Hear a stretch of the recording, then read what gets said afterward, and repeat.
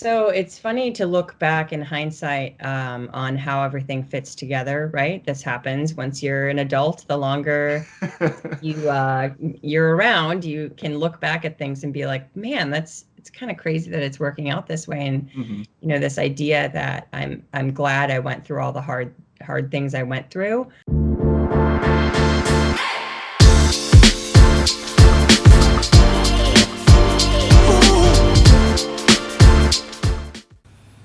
This episode of the Smart Athlete Podcast is brought to you by Solpre. If you're active at all, whether you're running or simply out walking for the day, you've probably experienced one of the number one problems that active people have, and that's chafing. Solpre's all-new, all-natural anti-chafe balm solves that problem while feeding your skin the vital nutrients it needs to be healthy. If you'd like to stop chafing once and for all and treat your body right, go to solpri.com to check out the anti-chafe balm today. That's SOLPRI.com. Welcome to the Smart Athlete Podcast. I'm your host, Jesse Funk. My guest today has her PhD in exercise physiology. Much like my guest last week, Aquil, she works at Hydrow, where she is the Director of Exercise Research and Innovation. Before that, she was a Division I rower at Princeton and followed that up coaching at Princeton for 3 years. She also currently works as an associate scientist in the Human Performance Lab at Wisconsin.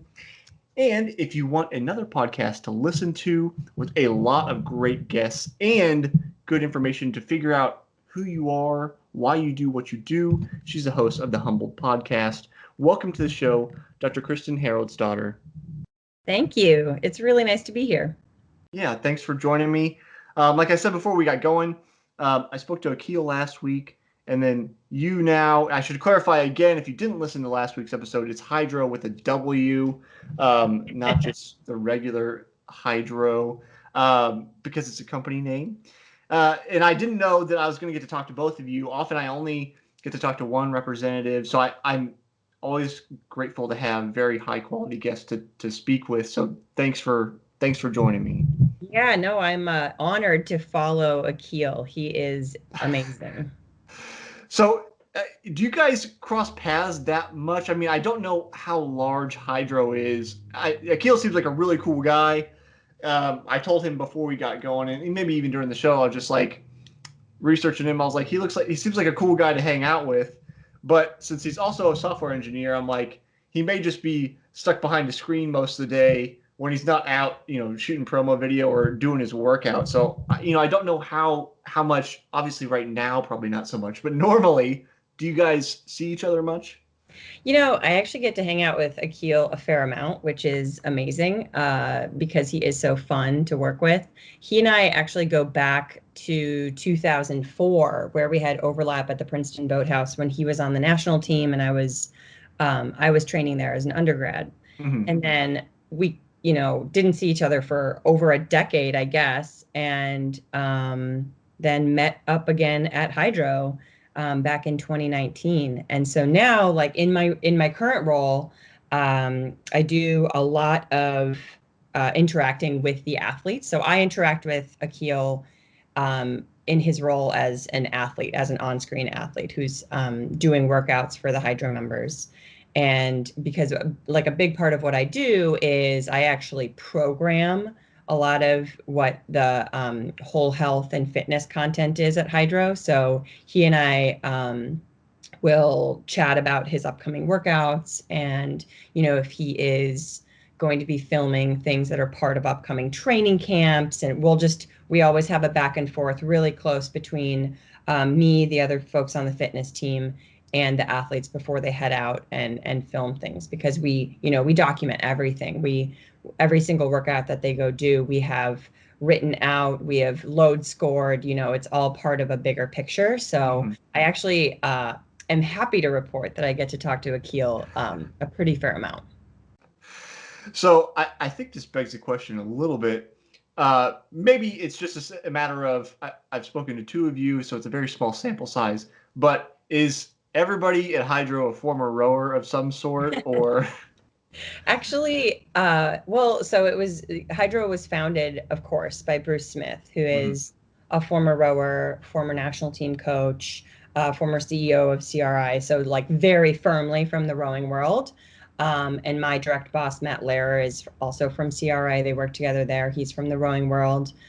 I don't want to throw out a percentage. It's actually, there is a fair amount of people on staff at Hydrow who have some rowing experience, but there aren't that many of us, I think, who really committed over half our lives to it professionally, which is the case for me, which is definitely the case for Aquil. You just happen to have talked to two of us. No, that's fair. It's one of those things I just, I'm curious about. I think some ways it's maybe a little self-selective, right? Like when I spoke with Jesse Frank from Specialized, he works in the wind tunnel lab, and he, he runs, and most of the people in the office there bike because it's specialized and they make bikes. And so if he goes like somewhere with his running shorts on, everybody looks like him at him like he's a maniac because they're like who's this runner in our office? Like we only ride bikes here. So I think it's a little bit of like, I mean, a bike company's going to attract people that are cyclists, and like a rowing company is probably going to attract people with a rowing background. So I think it's a little bit, like I said, self-selecting or self-fulfilling prophecy, depending on how you want to define that. But it's just a curiosity since, like I said, my sample size is only two. But it Well, seemed like that, yeah, no, for sure. And I mean, I think Aquil is at the company for obvious reasons because he is just an incredible rower and brings such incredible experience and his just wonderful personality to the screen.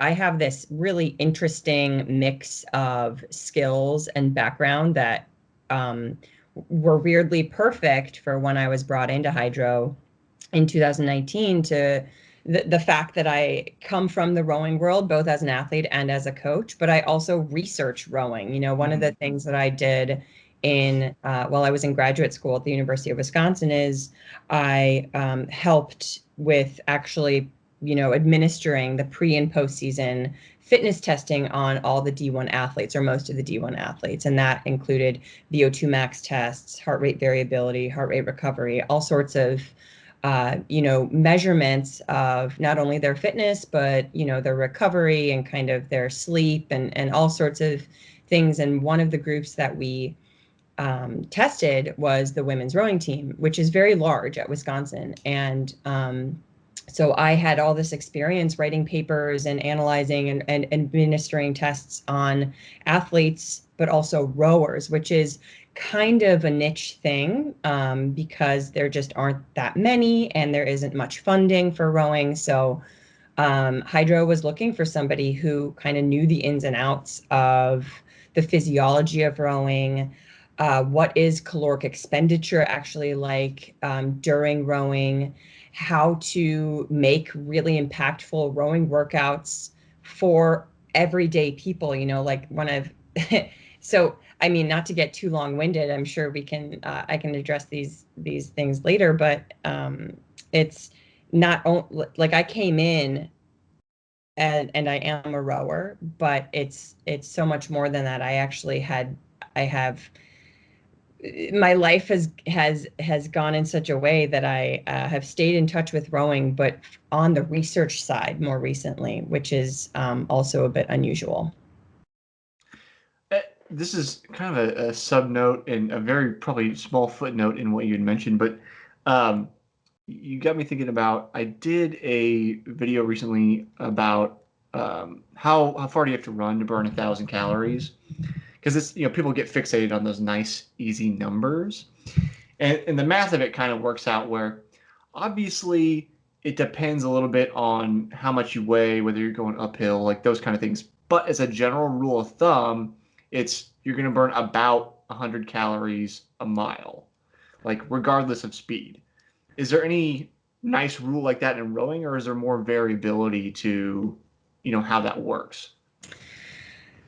I mean, this is caloric expenditure is one of my favorite and most frustrating questions Okay. because, it's one of these most annoying answers you can probably get is it depends, right? And you Right. mentioned it right at the beginning of your question, Yeah. because there's so much. So the beauty of rowing is that, well, one of the most attractive parts of rowing to, I think, people, especially right now when at-home fitness is kind of what a lot of us are being drawn to is, you want to be able to get as much for any given amount of time, right? And it's a whole body workout. It just is. That is the nature of rowing. It is basically like a clean motion, right? Your whole body is involved. What the flip side of that is that all of the pieces, it takes a little bit of time and, practice to get that, all of the body movements to go together in the right way, right? So it, your question is, I could answer your question probably for, Akil's level, that is like that, he has, his muscle memory is just, perfect, right? He will never forget how to row. And so I could tell you for somebody who's like that, somebody who has taken the time to really master the motion, yes, you could probably figure out pretty closely what caloric expenditure is exactly for him. And then you've got the other end of the spectrum, somebody who's never sat down on a rowing machine and needs to take the time. So it's this spectrum, right? But what I can tell you is once you figure it out, it is just so, so impactful. I've never, honestly, the thing you said, it's almost embarrassing that, and I maybe shouldn't admit to this. I had never heard, the idea that there's 100-ish calories per mile. I like that. I'm going to think about that. Yeah, And it varies, but like regardless of variables, it's like maybe it goes up 10 or like it's not huge jumps. And that's it's the thing we think about where it's like you want to think, well, if I'm running 6-minute miles and you're running 10-minute miles, like I'm clearly burning more calories than you. No, I just happen to be doing them faster.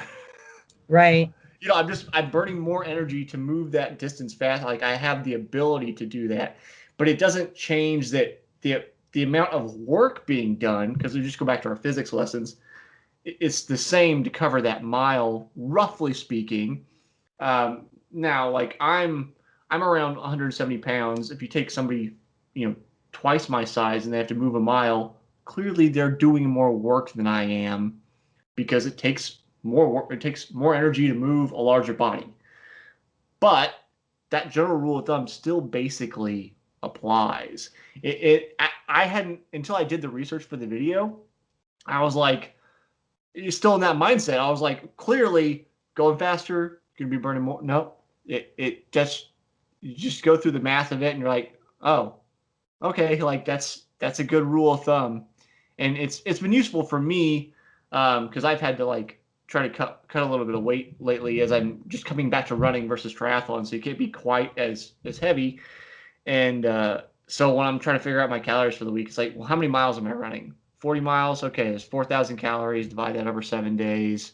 Blah blah blah. Like it's a really nice rule of thumb. And then obviously for me, you pay attention to your stomach too. If you're too hungry, just eat something. But yeah. yeah, Yeah, it's when you relate running to rowing, it's also just so important. You mentioned it, right? If you've got somebody who's carrying around extra weight, but they have the same amount of lean mass, it's going to affect, their energy output is going to not give them the same benefit right, in miles per hour, right? But in rowing, it's not load bearing, right? You're right. not carrying yourself around. So the lean mass matters more. The lean mass will dictate your ability to go a given wattage Mm-hmm. more than your actual whole weight, right? So it's actually, there's a lot to say there, but there's a lot of reasons why, doing something load bearing like that, if you are heavier, if you're carrying around a little bit extra weight, might be a good idea. Yeah, that kind of makes me think about as I think about it, it's like closer to cycling where there's kind of advanced simulation calculators online you can put in and say, okay, I can push this many watts and I'm this weight and this is, the frontal area of my body and the wind resistance. You can put all those variables in. And like when you adjust weight and you say, say I could do 250 watts, which is reasonable for me in my current fitness, and I dropped 10 pounds. It's like you don't gain that much speed. You gain a little, but like 10 pounds would be a lot of speed in running, assuming that it's healthy weight. That's something I try to talk about too, because there's such a culture of being too thin in running. But in cycling, because you're on the bike and you're largely limited by like what do I want to say? Not rotational inertia, but like rotation, like the resistance of the wheels against the ground and that kind of stuff. Like those are larger limiters, and then your frontal area is a larger limiter than your weight is. That if you're like bigger but you can get small, like that is going to be more beneficial than just like losing 10 pounds. So Yeah, it's all it about makes more lean sense mass. than yeah. Yeah, lean mass and where it is and what your sport actually demands. Yeah. Yeah, for sure. So I want to know a little bit more about you, your kind of story. I know, at least I believe I know, from the podcast you focused on athlete identity, and I think you went through what I'll call like the athlete identity crisis post retirement. I talk about this with a number of athletes on the show over time, but it seems like you are kind of specialist in it in some ways because of the show. So can you give me a little more idea about kind of your journey? How what led you from rowing to coaching and then onto the show? Yeah, so it's funny to look back in hindsight on how everything fits together, right? This happens once you're an adult. The longer you're around, you can look back at things and be like, man, it's kind of crazy that it's working out this way. And hmm this idea that I'm glad I went through all the hard things I went through definitely applies to me.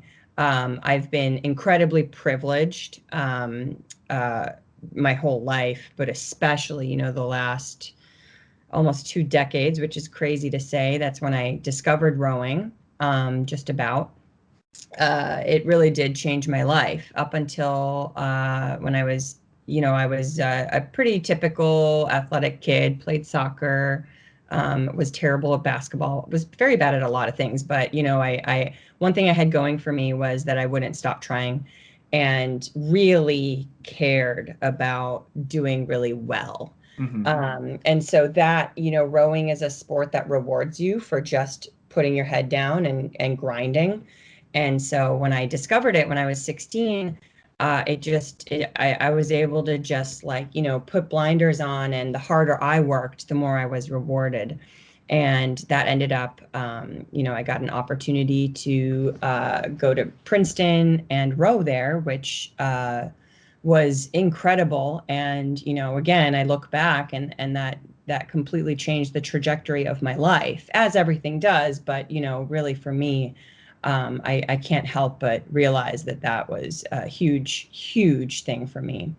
My 4 years at Princeton rowing, in 2006, we won the NCAA championships, and we were, dubbed one of the greatest eights in history. And I rowed with, I want to say five, if not four, Olympic medalists in that boat, who would go on to win Olympic medals, although Andy Moran had already won a silver medal, I believe.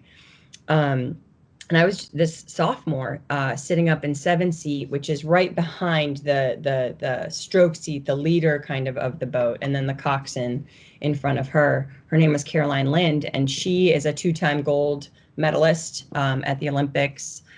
And just, I learned, I thought I knew about work ethic going in, and in that year, I learned more than I ever could in any other year, I imagine. Is I was surrounded by this group of women who just, we identified a goal, and we identified what it would take to get there, and we measured our success off of ourselves, because we were pretty sure that we were faster than anybody else if we worked together. And it's so funny. the life lessons you learn in sport can go either way, right? So for all the positives I learned in that year and all 4 years, coming off of a win like that, when half of that boat graduates and you go back and it's a rebuilding year, all the life lessons you learn along the way and all the mistakes you make on a personal level in dealing with that, I've taken with me. Um, it took probably, so I graduated in 2008, and I had really focused those 4 years on, I loved rowing. I loved performing. I loved training. I've always loved the process more than the outcome. And I mean, not that the outcome doesn't matter to me, but the Mm-hmm. process is really something that I hold on to for dear life.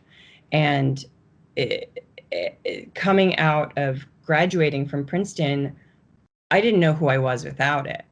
And I knew that, so I was an Icelandic citizen. I did not have American citizenship, so trying out for the national team wasn't an option for me. It'll shock no one that Iceland doesn't have a rowing national team, so I didn't go that route either. So I didn't know, and it was 2008, which was a bad financial year, right? So Mm-hmm. I did what I knew. I became a personal trainer in New York City at Equinox, and living in New York City making entry level personal training dollars is not glamorous, right?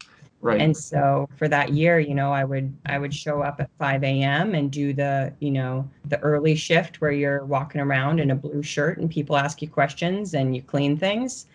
And I would end my day at 11 p.m. doing the same thing and hope to train some people during the day. But and then that led to I very gratefully accepted an offer to come interview for the assistant coaching position back with Lori Dauphiny at Princeton for the women's rowing program. And I ended up coaching there for 3 years. And a lot of I'm going to say the mistakes, but the oversights I had during my undergrad, I was so laser focused on my own performance. I never saw the bigger picture of anything really. And so I really committed in those 3 years back coaching to look at the team as a whole and understand what could I do to really contribute to this team from the bottom up, because I was the second assistant. I was, the bottom, the least, I was the lowest coach, if you will. And so I was, working with the novices. I was working with freshmen. I was in the spring, I wasn't up with the varsity eights, which was an absolute pleasure for me because it was new. And I was looking at the team as a whole. I was understanding, what's happening, in the back of the erg room rather than at the front. And just watching trends and watching, like what makes the athletes happy, because happy athletes tend to perform pretty well. Mm-hmm. And watching the trends of injuries and what happens and how, just like looking at the team as a whole. And I started to realize in my third year that I knew so little. I knew so little about what works and what doesn't, or when something works, why, or when someone's really fast and doesn't get injured, why. We want more of that, less of the, anxiety and less of the injuries. And so I thought, I have to go, I have to go figure this out somewhere. Like I have to learn more about this. I have the most respect for my bosses and my former coaches, but I needed to go figure it out for myself, try a new approach. So I looked for grad programs that would, um, teach me something about physiology, about, what works and what doesn't in sport, what's healthy, what has a long-term healthy impact, because I knew that the way I didn't wasn't right.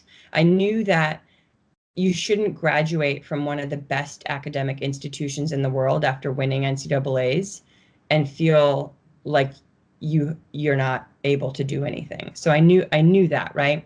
So I ended up going to the University of Wisconsin. I accepted a position as the grad assistant there for their women's rowing program, and signed up for a 2-year non-thesis master's, and quickly realized that I really, really liked learning this stuff, and that the non-thesis master's wasn't going to cut it for me. So 2 years and a grad assistantship turned into 6 years, a master's and a PhD, and no grad assistantship. I shifted completely academic and was so lucky. I met Dr. Drew Watson, who's one of the head sports medicine physicians for the Badger Athletics program, so Wisconsin's D1 athletics. And I got to start, he was just starting the pre and postseason fitness testing that year. I think it was 2013. And I just, I had that work ethic. I knew I loved the process. I loved the grind. And I said, I will show up to whatever you need me to. And so I did. I showed up for, 10 to 20 hours a week doing VO2 max tests on top of the things I was doing in other places to get paid. And I got to start collecting data, analyzing data, and then writing about it, and then getting to publish it, and then actually like starting to, it was just the most thrilling thing I've ever done, was to be able to actually, it's the same thing as rowing. It's the same idea that, you have as an athlete. The thing we love as athletes is the process that ends in something, even if it's, thousands of hours away, even if it's years away. Just this idea that you can put your head down, and if you do the work, there is a reward, and you just have to trust that your hard work will get you there. And so after I graduated, you could hear this. I do talk about this on the podcast, but I'll keep it very brief. I got a pretty impressive, in quotes, postdoc at Yale in nuclear cardiology. And I went out there, packed up my life, and I realized immediately I had gotten myself into a situation again that was bad. And it was, a step backwards. It was just, it was chasing something impressive that wasn't good for me. And so after 14 weeks, I walked in and I quit, which is not usually advisable if you're looking for, it was a 3 to 5 year commitment that I ended 14 weeks in. Not the best thing for career advancement.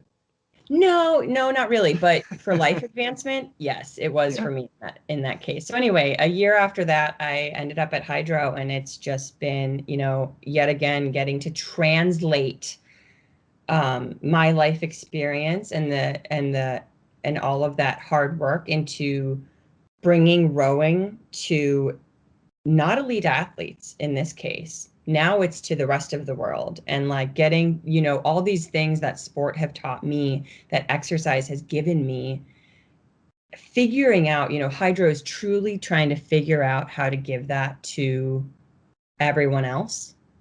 And so that's, it's, I feel ridiculously lucky to get to sit where I am right now and tell you that story. So much like Aquil, maybe it's just on my mind because I'm reading it, but so next week I'm talking to a gentleman by the name of Fergus Connolly, and he wrote this book that I'm reading. I'm going to talk to him about, called The Happiness Handbook for High Achievers. And so you made me think about that because you're talking about, as I mentioned, not a great career move, but maybe a good life move, and where you were as an undergrad, just being like laser focused. Horse blinders are on. You can't see anything besides what's right, and there's this focus. But then I find myself this way. I think Aquil touched on it. You've touched on it. I don't know how many guests talk about it, but it's like, it seems like as we get older, and I don't know. I don't know that it's a matter of if you're old, then you see it, or just you've been through enough motions and you kind of reach a place where you're like, this isn't what I want. But it seems like a lot of people go through this kind of laser focused, work hard, keep your nose to the grindstone attitude, and then eventually reach, I won't call it a breaking point, but some kind of point of inflection where they're like, am I happy? What now? Like, whatever that is, something switches. So I guess I'd like to ask you, do you think if you could talk to your undergrad self, could you convince her to do anything different? Is it important to convince her to do anything different? Like, are we now just like sitting here loftily on a pedestal, like we know all of the things, but really it's a matter of she has to go through that to get where you are. Like, is there any other way? So your question is one that I have debated both in my own mind and with others. I can't even tell you how many times, because I am now committing much of my time to figuring out how to make it better for former me, Mm-hmm. because I'm pretty confident, Jesse, that if I teleported myself back to 2006, 2007 and said, "Hey, chill out." Or, "Hey, like, you know, try to focus on your econ homework a little bit more." I'd be like, "I'm busy. I'm taking this very seriously. Like I, I don't know. I honestly don't know." And I think that there are things that I do wish that, I actually do think that there are some things that would have helped me. And there are things like, I don't know if this sounds hokey to you, but it's, mindfulness training. It's actually just learning to stop and breathe. Uh, all these things that could actually chill me out without like talking to me about it, but teaching me mechanisms to increase my parasympathetic tone rather than just being sympathetic all the time. Um, I am one of the lucky ones who, you know, I was depressed in college, and I am able to look back now and see that I was able to, I've been able to find ways to build on where I was. But back to your question, I think for people like me, I don't think I'm unusual. Um, I think for people like me, there are ways to offer support that isn't like, I wouldn't have accepted support, but Mm-hmm. ways to, at the end of practice, like now, it's 2021. This isn't, in 2008, there wasn't a Calm app, right? There wasn't a mindfulness podcast all over the place. That kind of stuff, I think, should be promoted um, in athletic programs, because we are actively uh, publishing research that shows that not only does mindfulness training or more sleep, better sleep, um, more rest and recovery, not only does it improve athlete quality of life and all sorts of metrics about well-being, but it also improves performance. So if you had told me that, if you had tricked me and told me that, listen to this 5-minute mindfulness every night before you go to sleep or first thing in the morning, it's going to make you 5 seconds faster, I would have been like, "Oh, that seems like a good idea." You know what I mean? So Mm-hmm. and I bet you I would have felt a lot. I don't know, I don't know. I don't know if it would have changed anything, but I Right. can't help but think it might have. Well, it's the indeterminable question, right? You can't answer it because it happened the way it happened, and you can't change it. But it's one of those things where I think it kind of helps like give clarity to where you are now, um, rightly or wrongly. So it's more of a probing question. But you mentioned like being depressed as an undergraduate, and a lot of people would on the outside looking in go, well, I mean, you're a Division I row at Princeton. Like so many people would love to go to Princeton and don't get the opportunity, and how could you possibly be depressed? And that's one of the things that like I hope you'll have the chance to listen to my conversation with them. But coming back to the book that Fergus wrote, Happiness Handbook for High Achievers. I mean, that's he basically starts the book off saying that you think on the outside looking at these people Olympians, and you've spoken to a number of them, um, that they're these super joyful, happy beings, that everything's going right for them, when really a lot of them are struggling with identity, like you've talked to so many of them about, struggling with self-worth, with finding joy. There are a lot of things that drive people to be the best. I think one of the things that drove me, and early on in this show, I had a theory about it, but one of the things that drove me was like a sense of inadequacy, where it's like I need to be better, and I will work as hard as I need to be to be worth it. Where it's like Yeah. your internal self-worth's just not high enough, and you're like, if I can just achieve enough, I'll be worth something. Yeah. And everybody, different people have different demons. So I don't know that that's the thing that drives every single person, but I almost find like it's fewer and far between that it's a sense of pure joy is the main driver for people. I love it when I do find those people because I have spoken to them, but I think it's harder to find somebody that's purely, I'm going to work as hard as I can just because this is the thing that gives me the most joy. I think all these other factors come in, like having that identity of like, I'm a rower. This is who I am. I'm a rower at Princeton.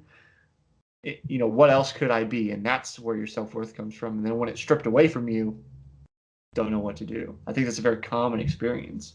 Yeah, it's funny that you talk about joy and fun. And this is going to make me sound, I think, maybe a little robotic, but somebody was talking to me the other day about what makes a workout fun. Mm-hmm. And I was like, oh, like getting a really good workout, that's fun. And like getting really sweaty and like feeling exhausted afterwards. And they were like, no, no, I don't think that's fun. Like, I think you're misunderstanding. They were like, no, you're misunderstanding me. Like that, I'm talking about like, the stories you want to hear. And like, and it was so funny because I think that, after some self-reflection, and I have this feeling, it seems like maybe you're similar to this, or at least a lot of people are, is that, for process-driven people who get a lot of satisfaction from hard work, Mm-hmm. it the line between fun and fulfillment is very weird. It's Mm-hmm. like I can't tell you really what I think is fun, because other emotions make me feel like I'm having fun that aren't directly tied to, I think, what you would think fun is.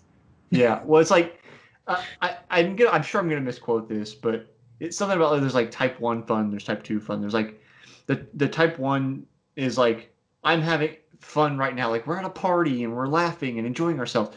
And then the type 2 fun is where you're not having fun right now, but when you look back on it later, then you're like, that was fun. And I Yeah. think that's the thing that like high performing athletes and like very self-driven people have and value, is that idea. Because I spent 8 years trying to become a pro triathlete, and I'm coming back to just running now. And I don't know how many races I would get to the end and I'm suffering through the run, regardless of the distance of the race. And I'd be like, why am I doing this? Like, that's the thoughts going on in my head. But I look back at some of those races, in one in particular in Santa Cruz, where I didn't eat enough, and like I think I was gonna collapse if I'd gone too much farther. Like my vision was literally turning black and kind of Yeah. closing in on me. And I look back and I'm like, well, that was fun. Like even immediately, like soon after, I was like, I didn't know I could go that far. I Like I get got a it. sense of satisfaction from. I had like 60-year-old guys passing me on the run because I was so out of it. But I made it to the finish line, and it's like, in reality, that was probably a pretty dangerous place to be physically. Yeah. But because of that that type 2 fun and then that desire to push yourself farther, I'm like, that was great. Yeah. It's this bizarre bizarre line, like you said, between fun and fulfillment, and then that self-worth through achievement. And it was, yeah, I think that's plays a big role in it. There are some people that are just like, I want to party and have fun right now. And Yeah. then maybe people like us are like, I want to suffer right now. And then when I look back on it, I'll be fulfilled and be happy at that moment. Yeah, and I think when the ability to do that gets taken away. So if you're not able to participate in your sport, you're not able to train for whatever reason, whether it's an injury, whether it's COVID, whether it's retirement, whatever it is, when that gets taken away, and that is your definition of fun is taken away, like the thing that gives you fulfillment and joy, it's complicated. Yeah. Yeah. Yeah. Kristen, as we're running down on time, there's a question I'm asking everybody this year. I have a question I ask all my guests for a particular season. So this is my season 3 question. I'd like to ask you, how do you stay motivated after failing to reach a goal? Ah, I find a new one. Yeah. I don't spend just about any time focusing on failures. I have failed at so many things so many times that I'm not going to say it doesn't bother me, but it doesn't faze me anymore. It's part of the process. I'm pretty proud of my failures at this point. And so I immediately look at what went wrong and then I find the next thing. It's a good deal. Christian, where can people find you? Can they check you out at Hydrow? Do you have social media, any of that stuff going on? I Obviously, the do. podcast, if we check out all that backlog. Yes, you can absolutely. The Humbled podcast is hopefully going to make a return at some point, not in the near future, but in the future. You can find me on Instagram. I'm really the worst at social media, but you can find me there. If you can spell K and then my last name, Haraldsdottir, you can find me there. Look for the episode title to spell that, and you'll be fine. Yes. Yes. All right, Kristen, thanks for hanging out with me today. Thank you so much. This was really fun. Thanks, Jesse.